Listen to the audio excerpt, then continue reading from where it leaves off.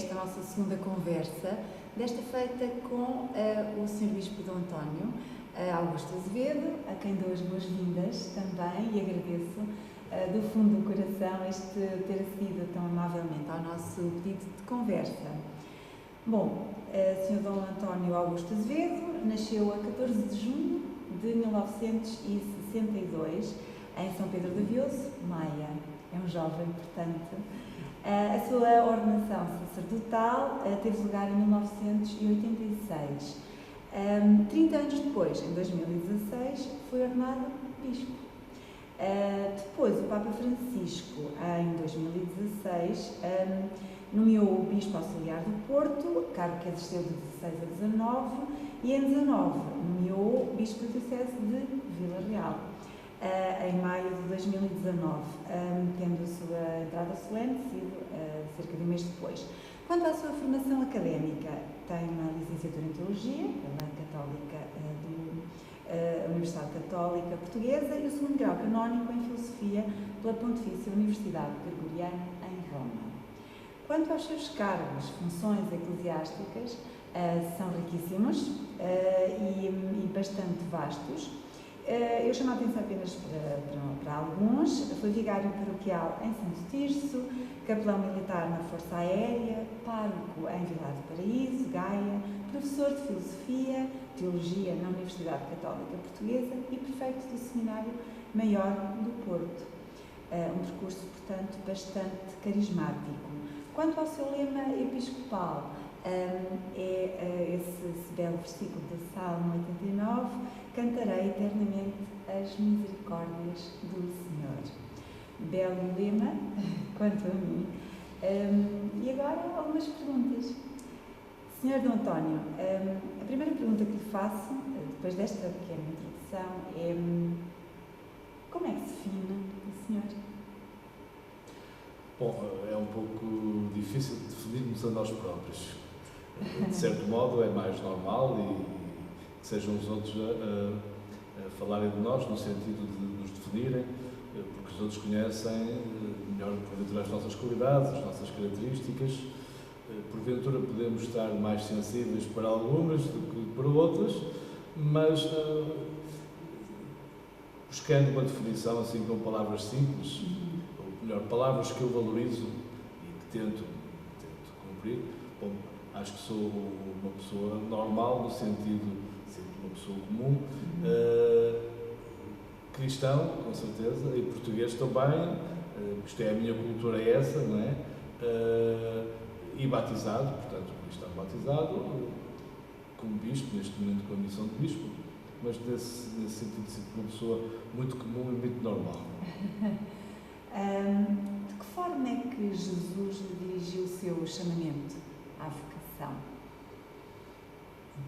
Bom, eu diria que começou este processo, porque é um processo longo, começou ainda numa fase muito da infância, da adolescência, portanto eu fui relativamente cedo para o seminário menor, digamos que fui a nível da catequese e da escola em que se falava desses assuntos, e depois também em família essa hipótese foi conversada e acabei por ir para o seminário menor, onde estive há alguns anos, e gostei muito. Foi uma experiência muito interessante, porque nessa altura, estamos a falar de anos 70, o seminário, pelo menos aquele em que eu andei, era muitíssimo aberto, muitíssimo evoluído para a época, e portanto foi um tempo muito interessante, e portanto foi um percurso que se foi desenvolvendo de forma natural depois na juventude. Depois passei para o seminário maior, no Porto,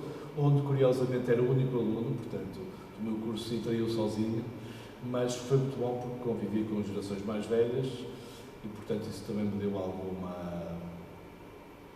alguma forma diferente de ver a realidade, porventura um bocadinho mais adulta, e portanto tudo isso foi ajudando a superar algumas dúvidas que sempre existem, e portanto foi um processo, eu diria que foi um caminho com Jesus, com certeza, com aquelas perguntas que se vão colocando, tentando perceber o que é que está em jogo, tentando dar as respostas que Ele espera de nós. Portanto, nesse sentido, nesse sentido, acho que foi um sim que foi acontecendo paulatinamente até à ordenação. Depois, a próxima pergunta é esta, que eu achei que me surgiu no coração enquanto pensava sobre o seu percurso. O que é que o levou a escolher esta sessão do salmista para o seu lema episcopal? Sim, de facto, na altura, quando saiu a nomeação episcopal, colocou-se essa questão de escolher um lema que é uma tradição antiga da Igreja, não é?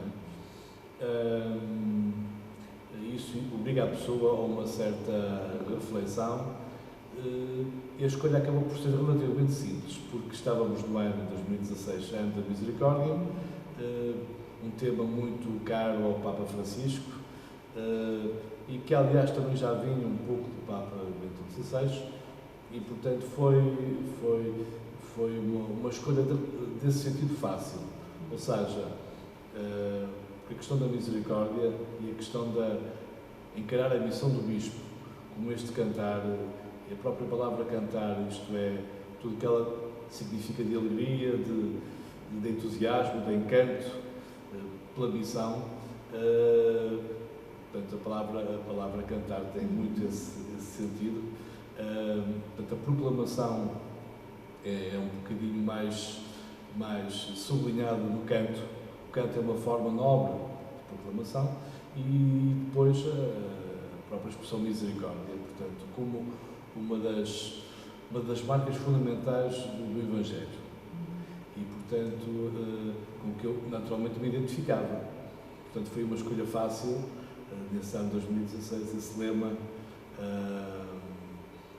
que corresponde muito àquilo que eu acho que deve ser a missão de um bispo.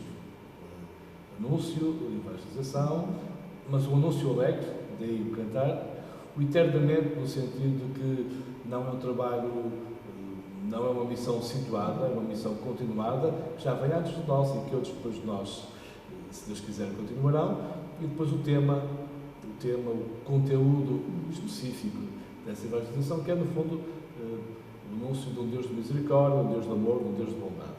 Portanto, essa frase contém esses elementos todos, portanto, acho que resume bem a missão do Bispo e aquilo que eu acho que deve ser a missão do Bispo. Estou a lembrar-me de Santo Agostinho, que dizia, a propósito do canto, cantai ao Senhor um cântico novo, mas o mais importante é o próprio cantor.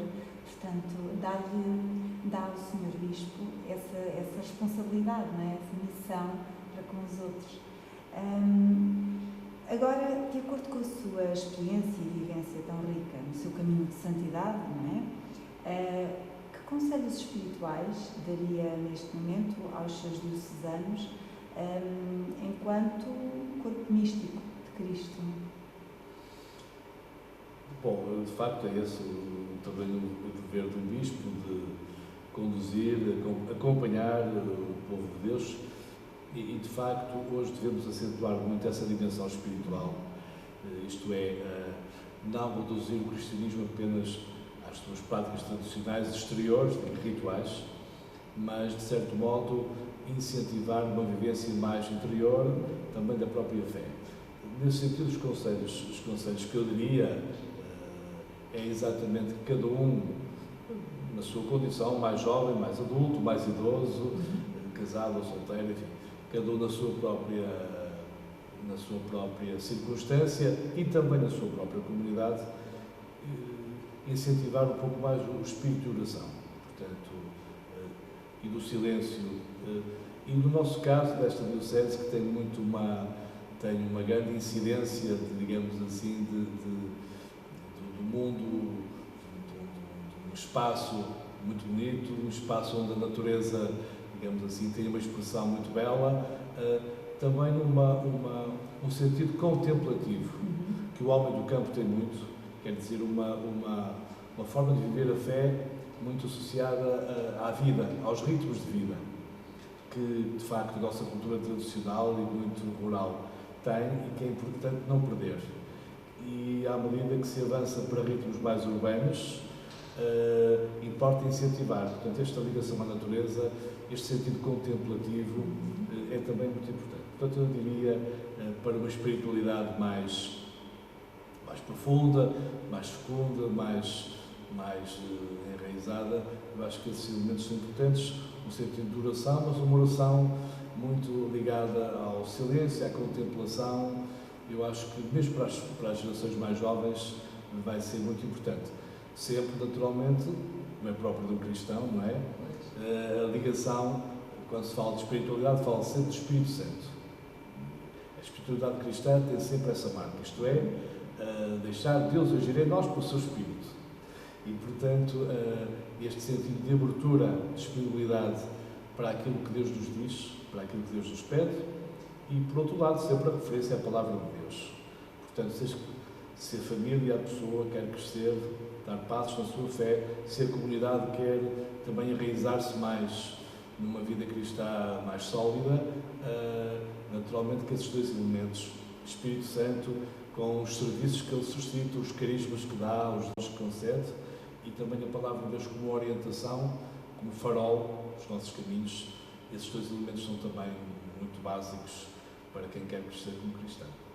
E essa ideia que o Senhor está a transmitir-nos sobre a contemplação ajuda muito também, claro, à interioridade. E às vezes os jovens, sobretudo os jovens, creio eu, procuram noutros credos essa sua orientação de vida, mas esta dicotomia de que fala, de facto é orientadora dentro da nossa fé.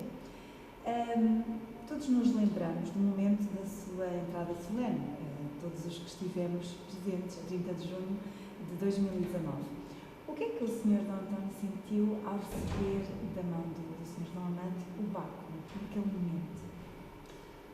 De facto, esse momento da passagem do báculo é um momento muito simbólico e, portanto, muito bonito, mas ao mesmo tempo muito sério e de grande responsabilidade. Portanto, o que eu senti em primeiro lugar essa responsabilidade de ter recebido do Sr. D. Amândio esse símbolo da condução deste povo de Deus, por um lado, e por outro lado também a alegria de responder a um chamamento que é da Igreja e que é de Deus, ou seja, não é expressão de uma vontade própria, de um desejo ou de uma ambição, nada disso. É apenas e só no sentido de serviço, de disponibilidade para aquilo que Deus nos pede. Porque na Igreja não há poder, há serviço, não é? E, portanto, uma grande responsabilidade, mas um grande sentido de missão e de serviço, foi isso que eu senti. E durante a sua homilia, definiu-se como um peregrino de Cristo. Continua a sentir-se assim? Sim, ao longo da vida e agora cada vez mais me sinto, de facto, um peregrino. O Papa Francisco usa depois muita expressão de discípulo, portanto, um discípulo em caminho com Jesus, cada vez mais me sinto assim, ou seja,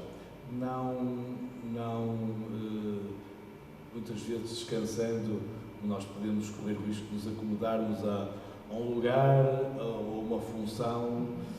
As pessoas na vida não são uma função. A sociedade contemporânea, a nossa cultura, cada vez mais está a identificar as pessoas com a função. Evidentemente que há o caso de uma ordenação do padre ou do bispo, essa função é muito configuradora da vida e do estilo de vida, com certeza, mas no fundo, e o Papa já usou essa expressão, no fundo, Papa, Bispo, os leigos, somos todos peregrinos, somos todos discípulos e, portanto, cada um na sua vida, na sua situação, somos sempre desafiados a corresponder aos desafios que Jesus nos vai deixando. Portanto, hoje, como ontem, e eu diria até no certo sentido, hoje, cada vez mais me sinto esse peregrino e esse discípulo.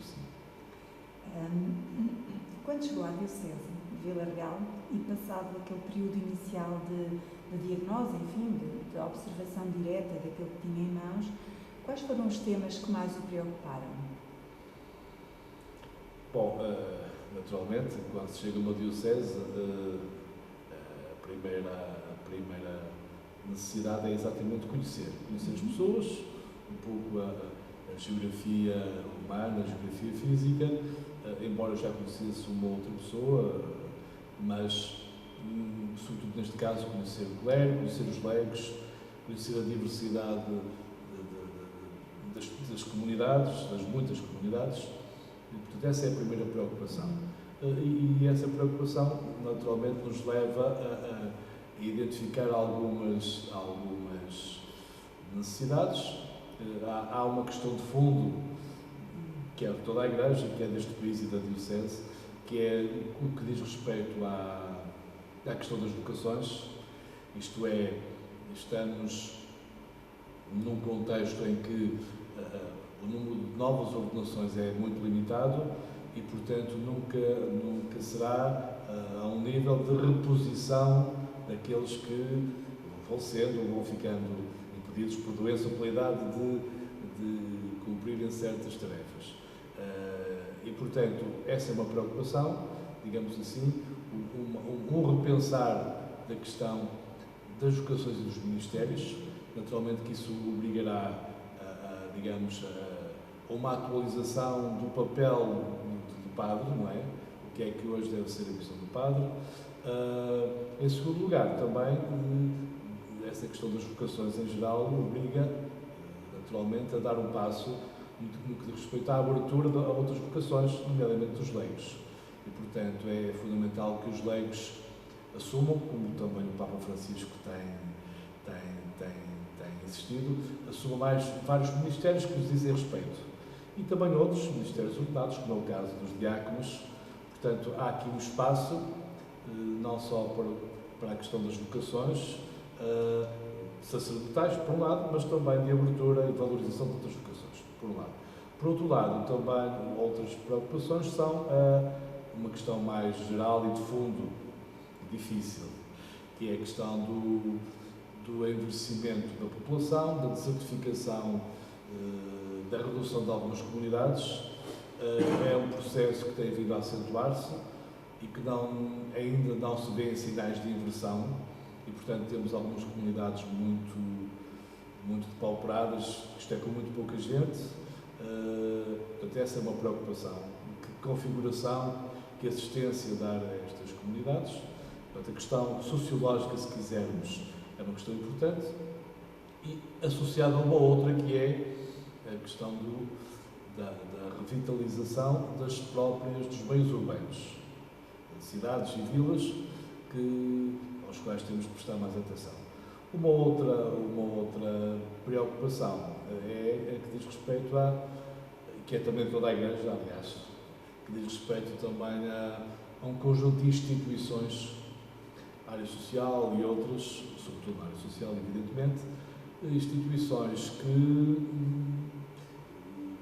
no contexto que nós vivemos, estão a passar por algumas dificuldades, mais umas do que outras, mas essa é também uma preocupação. E, finalmente, a preocupação de base, que é, obviamente, que meios usar para um maior crescimento da fé de todos os cristãos. No fundo, o problema da evangelização. Isto é, para além dessas questões pontuais, vocações, comunidades que vão envelhecendo, que vão reduzindo, e também a questão das instituições, da sua sustentabilidade. Há o problema de fundo, e esse é o mais importante, obviamente, que é o do anúncio do Evangelho, digamos assim, de uma maior revitalização das comunidades. Essa é a questão de fundo. Mas temos um sinal de esperança, 3 ordenações sacerdotais no ano das celebrações de centenário. Sim, de facto foi um sinal bonito, não é? Um sinal de esperança, que evidentemente nos enche de alegria, porque ter jovens com esta fé, com esta disponibilidade é muito importante. Portanto, damos graças a Deus por isso, não é? Portanto, é um sinal de esperança, sem dúvida. Agora, infelizmente não teremos nos próximos anos, muitos anos assim, era bom que assim fosse, mas infelizmente não é. Mas esse e outros sinais de esperança naturalmente existem, com certeza. E quais são as mais-valias que encontra na nossa Diocese? Bom, mais-valias, eu diria, a mais-valia fundamental é sempre as pessoas, em qualquer contexto, numa comunidade, na Igreja, na Diocese, a mais-valia são sempre as pessoas. E aqui, especificando, mais-valia do clero, ainda com uma percentagem grande de gente jovem, muito válida, e portanto essa é uma grande mais-valia. A outra mais-valia também, que eu conhecia menos, de um conjunto de leigos muito válido, muito interessado, muito ativo, e portanto essas duas mais-valias são importantes. E depois há outras mais-valias, como sejam, digamos assim, uma história e uma cultura de uma forte matriz ou raiz cristã, que é também uma mais-valia. Portanto, são essas as mais-valias fundamentais que nos permitem, naturalmente, encarar com muita esperança o futuro. Muito bem. Foquemos agora o nosso olhar na Sé, enquanto elemento, momento arquitetónico. Que aspecto arquitetónico, escultórico, etc., gostaria de realçar da nossa catedral medieval? Pois, a nossa catedral naturalmente que é um espaço muito especial, evidentemente que, ao contrário de outras dioceses, neste caso, como a diocese tem 100 anos, e nessa altura foi, na bula de criação da diocese, foi atribuída a Sé aquela igreja de São Domingos, que era uma igreja de um convento, e portanto não é propriamente uma Sé que tenha sido construída para esse efeito. Não, foi uma igreja atribuída como Sé, que simultaneamente tem também a função, neste momento, de igreja paroquial. Portanto, existem as duas funções. Do ponto de vista arquitetónico, é um espaço belíssimo, muito especial na cidade e até no distrito, que julgo que é muito valioso, muito rico do ponto de vista arquitetónico, sim, do ponto de vista artístico, tem muitos elementos muito interessantes, e que, simultaneamente, do meu ponto de vista, funciona muito bem como espaço celebrativo, não é? E, portanto, eu pelo menos sinto muito bem a presidir, e quem preside, como eu, presidiu em muitos sítios diversos, este é um sítio muito simpático para presidir. E, portanto, imagino também para as pessoas que seja um sítio muito simpático para estar, para rezar, e, portanto, os elementos decorativos, os elementos artísticos, acho que beneficiam. Poderia haver um aspecto ou outro a melhorar, com certeza, mas no seu todo acho que é um espaço muito convidativo àquilo que deve ser um espaço religioso, que é a oração, a celebração, e que as pessoas se sintam bem. E acho que neste caso isso acontece. E mais, estas celebrações do centenário acho que ainda evidenciaram mais, sublinharam mais a consciência que as pessoas têm de que a Sé é um símbolo da comunhão de toda a diocese. Portanto, essa ideia neste centenário creio eu, que foi um bocadinho sublinhada. E a propósito dessas celebrações do centenário, como é que avalia esse percurso, agora que oficialmente terminou? Pois terminou, de facto, o ano jubilar, embora as celebrações se prolonguem por um triênio, portanto teremos mais algum tempo de celebrações. Bom, a minha avaliação é muito positiva, no sentido de que, digamos assim, para além de muitas coisas interessantes que foram feitas, a vários níveis, celebrativo, cultural, concertos, conferências, tertúlias e outros eventos, além das exposições, naturalmente, acho que todos contribuíram, cada um na sua especificidade, para que as pessoas, por um lado, valorizassem a sua história, que não sendo uma história, digamos assim, tão alargada, são 100 anos, no entanto já teve momentos muito marcantes. Por outro lado, também nessa história valorizar a memória de pessoas, não só bispos, leigos, padres, etc., o trabalho que foi feito, o percurso que foi feito por muitas instituições. Portanto, tudo isso acho que foi muito valioso, muito útil e finalmente, acho que, espero, pelo menos da minha parte, há essa percepção e essa avaliação, de que também ajudou as pessoas conhecerem-se melhor umas às outras, ajudou a reforçar laços, a reforçar uma maior sinodalidade, se quisermos, da própria Diocese. E, portanto, acho que uma celebração centenária, acho que deve ter muito essas marcas. E creio que teve, poder-se-á sempre dizer isto poderia ter sido melhor ou poderia ter feito aquilo, com certeza, será sempre assim. Mas da minha parte estou muito contente com muito do que foi feito e mais. E o modo como foi feito, acho que envolveu um conjunto de pessoas e essa própria experiência tenho certeza que vai ser muito útil no futuro. Para acumular essas celebrações, a sua visita pastoral ou as suas visitas pastorais também contribuíram muito para esse espírito de comunhão, né, de sinodalidade, mas também de conhecimento intrínseco dos vários movimentos.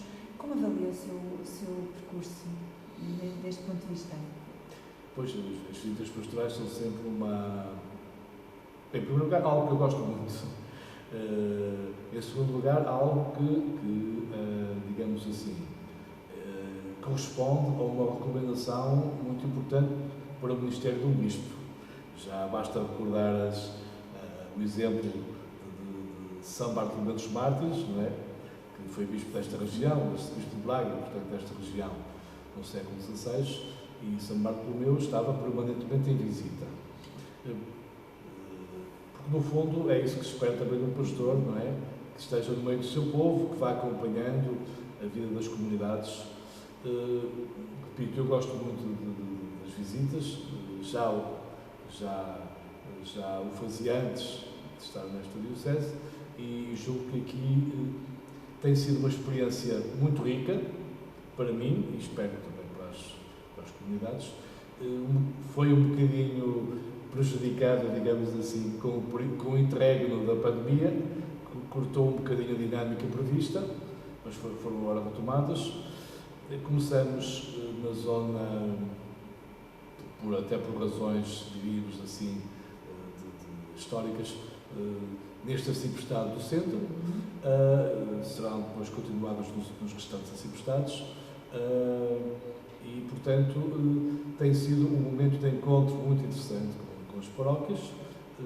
É um momento importante para o Bispo e espero que também signifique o que ajude à revitalização das comunidades e julgo que tem ajudado um bocadinho. E, portanto, sobretudo é um aspecto ou é uma modalidade muito rica para a vida do Bispo e de uma diocese, naturalmente. Eu mesma tenho feito parte destas visitas pastorais, sobretudo aqui à ACC, e creio que confirmo não só o que o Sr. Bispo está a dizer, mas creio que é muito importante também esta questão de, sem perder a reverência do cargo que ocupa, o Sr. Bispo tem sido capaz de escutar e isso também é um bocadinho combater aquele clericalismo contra o qual o Papa Francisco tantas vezes escreve. Portanto, a pessoa tem a sua função, mas pelo menos tem essa abertura para ir ao encontro dos peregrinos, dos outros peregrinos, das suas ovelhas. Estamos a preparar as Jornadas Mundiais da Juventude, né, obviamente, e nessa sua primeira homilia, que recordamos como Bispo de Vila Real, o Sr. D. António Augusto citou o Papa Francisco precisamente sobre a necessidade de dar à Igreja um rosto mais jovem. Portanto, isso mostra a grandeza de espírito da sua parte. E depois continuou e referenciou esta questão de tornar a Igreja mais próxima, mais fraterna e mais misericordiosa. Vila Real é uma diocese com muitos jovens que eventualmente estarão a ver agora, depois em diferido, e a escutar pelo digital. Que palavras é que o Sr. D. António gostaria de dirigir neste momento que estamos a caminho de Lisboa 2023? Bom, de facto, eu aprendi da parte do Papa também um bocadinho essa valorização dos mais jovens, até porque estive no Sínodo em 2018, a representar Portugal, e de facto sentia-se uma especial cuidado e atenção do Papa relativamente aos mais jovens, e de facto foi uma feliz coincidência esta escolha de Lisboa para a Jornada Mundial da Juventude, que eu espero que seja uma oportunidade para que os nossos jovens, em primeiro lugar, os do mundo inteiro, mas que os nossos da Diocese, digamos assim, sintam este chamamento, este apelo, este convite para uma maior participação na vida da Igreja. Porque quando o Papa refere a expressão rosto jovem da Igreja, não se trata, digamos, de uma espécie de dar uns retoques, refazer a maquilhagem, não é uma questão de imagem, é uma questão da própria vivência intrínseca da própria Igreja, que passa naturalmente por uma maior presença, e havendo presença há visibilidade e participação dos mais jovens. O espírito é esse. E eu acho que as jornadas podem ser uma motivação, um estímulo muito forte para essa presença dos jovens. Evidentemente que a mensagem neste momento é, em primeiro lugar, agradecer a todos aqueles que já estão envolvidos, e é bom dizer isso. Agora, a recente peregrinação dos símbolos também já mostrou um bocadinho isso.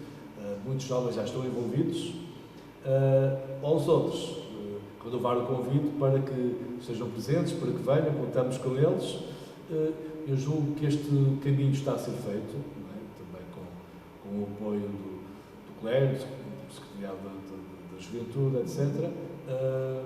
E julgo que no fim, se Deus quiser, iremos ter não só uma bela experiência, a própria jornada, o encontro com o Papa e o acolhimento dos outros jovens, mas iremos ter também uma maior presença de jovens na Igreja. Porque, digamos, não basta que isso seja um desejo, e também não basta que da parte dos jovens seja um mero sonho.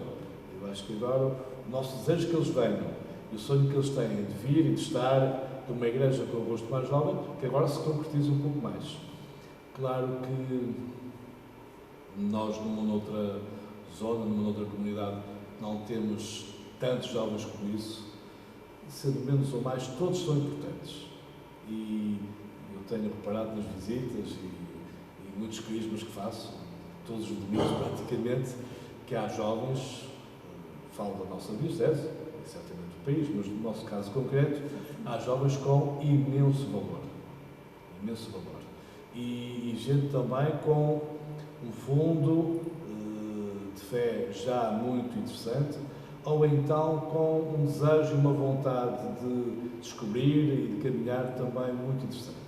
Mal temos aqui as condições, boas condições para que as jornadas sejam uma bela experiência e que esta geração de jovens seja uma geração com uma vivência cristã muito mais profunda. Essa vivência de que o Sr. Bispo está a falar faz-me lembrar esta questão da experiência pessoal com Jesus, de que tanto fala o Papa Francisco, ainda agora na sua carta apostólica. Acha que as jornadas são uma boa experiência para além do litúrgico, uma boa experiência para o jovem encontrar Jesus? Pois, eu desejo que estas também sejam. Falando da experiência de algumas jornadas anteriores, pelo menos daquelas em que eu estive mais diretamente ligado, e dos testemunhos que ouço das outras, eu julgo que fundamentalmente é uma experiência, em primeiro lugar, de encontro, e de um encontro eclesial. Isto é, permite aos jovens uma experiência concreta do ser igreja que não teriam de nenhuma outra forma. Porque nós muitas vezes, tenho dito isso em vários lugares, muitas vezes da igreja temos uma visão muito estreita, muito limitada. Aquela é uma visão universal. Não é?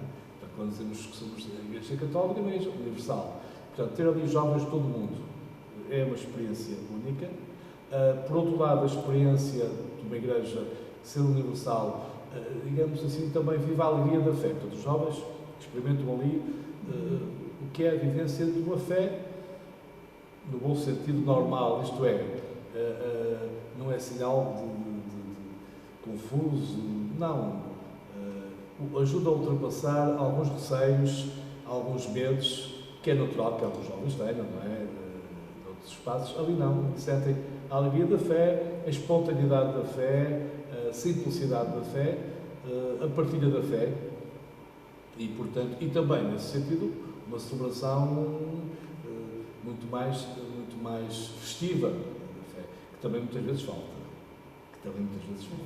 E, portanto, é esse conjunto variado de marcas, de notas, que está tudo condensado na grande experiência da jornada, certamente depois também com essa centralidade do próprio Papa, evidentemente. E, portanto, eu julgo que, desse ponto de vista, é uma experiência única, que naturalmente depois marcará cada um, também um bocadinho em função da sua vida, do seu percurso anterior. Haverá jovens ainda adolescentes, que estão numa fase ainda muito precoce, haverá jovens adultos, que já estarão noutra fase, mas cada um, na sua circunstância, essa marca fica. Por exemplo, ficam, do modo geral, têm ficado, falando das que já aconteceram, uma maior ligação à Igreja, tem ficado, por exemplo, uma maior inquietação vocacional, tem ficado também uma maior, digamos assim, necessidade de cultivar uma certa vida de fé, sacramental, etc. E, portanto, aliás, nós, em vários grupos e movimentos, ainda hoje, temos gente que ficou, digamos assim, fez uma viragem, no bom sentido, a partir de uma participação numa jornadas. Portanto, claro, cada um viverá isso de modo diferente, mas estas são as marcas mais comuns e mais gerais que eu desejo e espero que também aconteçam, ainda mais desta vez. Sr. Bispo, muito obrigada mais uma vez por ter partilhado connosco as suas opiniões, as suas visões, cosmovisões, e por ter acedido ao nosso convite.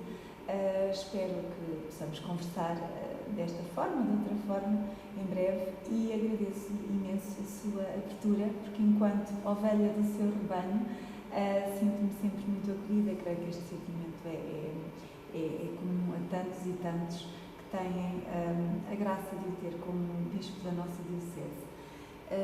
Muito obrigada a todos e até breve.